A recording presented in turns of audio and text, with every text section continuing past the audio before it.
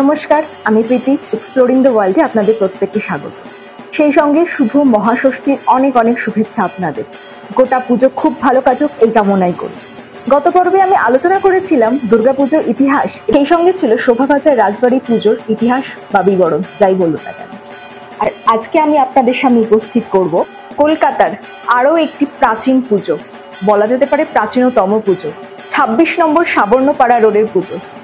একদমই তাই, আপনারা ঠিকই বুঝেছেন, আমি বলতে চাইছি বরিশার সাবর্ণ রায়চৌধুরীর পুজো। সালটা ১৬০৭-৮-এর কাছাকাছি, বারো ভূঁইয়াদের সময়। তখন বাংলার রাজনীতির পটভূমি ক্রমাগত পরিবর্তন হয়ে চলেছে। সেই সময় উত্থান ঘটে লক্ষ্মীকান্ত রায়চৌধুরী। তখন কলকাতা ছিল যশোরের মধ্যে, আর এই যশোর এস্টেটের দায়িত্বে ছিলেন বারো ভূঁইয়াদের মধ্যে দুজন, বসন্ত রায় এবং বিক্রমাদিত্য রায়। এই বিক্রমাদিত্য রায়েরই পুত্র হলেন প্রতাপাদিত্য রায় এবং লক্ষ্মীকান্ত। জানা যায় বিক্রমাদিত্য যখন মারা যান, তার সম্পত্তি যশোরের অংশটা পান প্রতাপাদিত্য এবং পশ্চিম দিকটা পান বসন্ত রায়। সময়ের সাথে সাথে প্রতাপাদিত্য হয়ে ওঠেন স্বৈরাচারী, তার অত্যাচার ক্রমাগত বাড়তে থাকে, এমনকি তিনি বসন্ত রায়কেও হত্যা করেন। সেই কারণেই তাকে আটকানোর জন্য আকবর মানসিংহকে পাঠান এবং এরপর যখন প্রতাপাদিত্য এবং মানসিংহের যুদ্ধ হয়, সেখানে পরাজিত হন প্রতাপাদিত্য। ১৬০৮ সালে প্রতাপাদিত্য পরাজিত হলে মানসিংহ লক্ষ্মীকান্তকে হালি শহরের ৮টি পরগনা নিষ্কর জমি দান করেন, সেই সঙ্গে রায়চৌধুরী উপাধিও দেন। এরপর বেশ কিছু বছর হালি শহরে দুর্গাপুজো হলেও লক্ষ্মীকান্ত পরবর্তীতে বরিশার বাড়িতেই দুর্গাপুজো করা শুরু করেন। কিছু গবেষণা থেকে জানা যায় বরিশার দুর্গাপুজোর আগে যে দুর্গাপুজোগুলো হতো সেখানে কিন্তু কেবলমাত্র দেবী দুর্গাকে চণ্ডী রূপে পুজো করা হতো, অর্থাৎ সেখানে কিন্তু মা দুর্গার ৪ সন্তান অর্থাৎ লক্ষ্মী, গণেশ, কার্তিক, সরস্বতী তাদের পুজো হতো না। বরিশাতেই প্রথম লক্ষ্মীকান্ত রায়চৌধুরী শুরু করেন সপরিবার দুর্গাপুজো। এই রাজবাড়ির পুজোয় দেবী দুর্গার গাত্রবর্ণ স্বর্ণাভ বা শিউলি ফুলের বোটার রঙের। ১৬১০ সাল থেকে শুরু হয় এই পুজো। কাঠের থামের ওপর হোগলা পাতার ছাউনি দেওয়া আটচালার মণ্ডপে দেবীর আরাধনা শুরু হয়। পরে যুক্ত হয় ১৬টি থাম বিশিষ্ট একটি নাট মন্দির। এই পুজোয় আমরা দেখতে পাই গণেশের গায়ের রং হয় লাল এবং অসুরের গায়ের রং হয় সবুজ, এবং দেবীর একদিকে থাকে রঘুপতি এবং আরেকদিকে থাকেন স্বয়ং মহাদেব। বরিশার রায়চৌধুরী পরিবারের মোট ৮টি পুজো হয়, তার মধ্যে প্রধান পুজোটিই হয় বরিশার আটচালায়।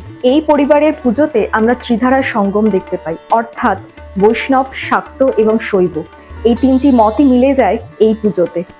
সেই কারণেই এই মূর্তির যে চালচিত্র, সেখানে কিন্তু দশমহাবিদ্যার দেবী বগলা, দেবী মাতঙ্গী এনাদের ছবিও ফুটে ওঠে।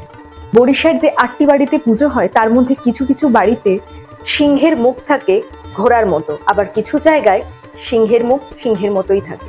এখানে নবমীর দিন কুমারী পুজো হয়, সেটাও কিন্তু হয় বৈষ্ণব মতে।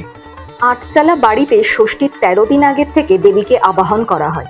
পাশে রাধা গোবিন্দ মন্দিরে আছে বোধনের ঘর, সেখানেই দেবীর বোধন শুরু হয়। প্রায় ৩ বেলা ভোগ দেওয়া হয়, সকালে ফলমূল, দুপুরে দেওয়া হয় অন্নভোগ এবং রাতে লুচি। মহালয়ার পরের দিন বেদি করে পঞ্চঘট বসানো হয়।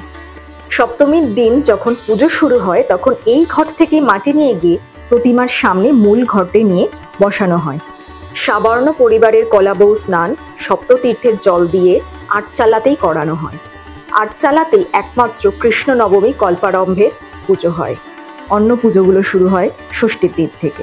১৮০টা খুঁড়িতে মাসকলাই এবং দই দিয়ে এই পুজো শুরু করা হয় অপদেবতা এবং উপদেবতাকে সন্তুষ্ট করবার জন্য। এই পুজোতে ছাগ এবং মহিষ বলি হলেও বর্তমানে তা হয় না। বর্তমানে কিন্তু আখ বা বিভিন্ন ফলমূল দিয়েই বলি সম্পন্ন করা হয়। পুজোর ভোগও হয় কোথাও নিরামিষ, কোথাও আমিষ। আমিষের মধ্যে থাকে অবশ্যই মাছ, ৫ রকমের মাছ ভাজা কিন্তু এখানে দেওয়া হয়।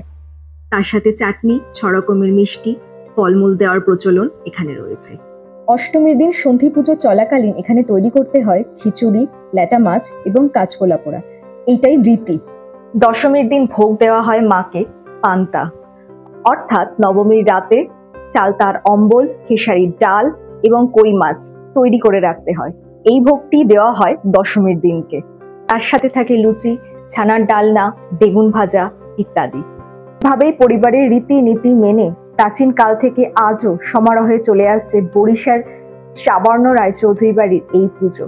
কেমন লাগলো আপনাদের এই পর্বটি অবশ্যই কিন্তু কমেন্ট করে জানাবেন।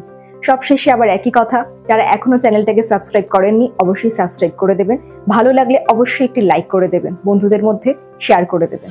আর অবশ্যই পুজো কিন্তু খুব ভালো করে কাটাবেন, খুব আনন্দে কাটুক আপনাদের পুজো, সেই কামনাই করি।